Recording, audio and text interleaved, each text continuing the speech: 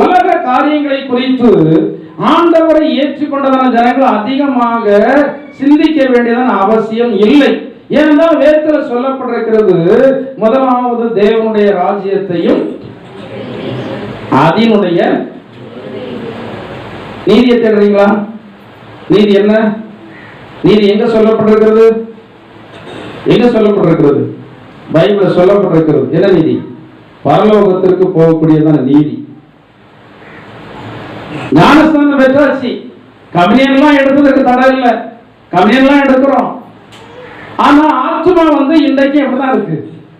அழுக்காதான் இருக்கிறது. அந்த யோசுவா எப்படி அழுக்காக இருந்தானோ, இன்றைக்கு அநேக கிறிஸ்தவ ஜனங்கள் அழுக்காகவே வாழ்ந்து கொண்டிருக்கிறீங்க. இன்னைக்கு கிறிஸ்தவ ஜனங்கள் பக்கத்துல மற்ற ஜனங்கள் வர முடியல, கொஞ்ச நேரம் உங்க பக்கத்துல உட்கார்ந்து பேச முடியல, அவ்வளவு நாற்றம்.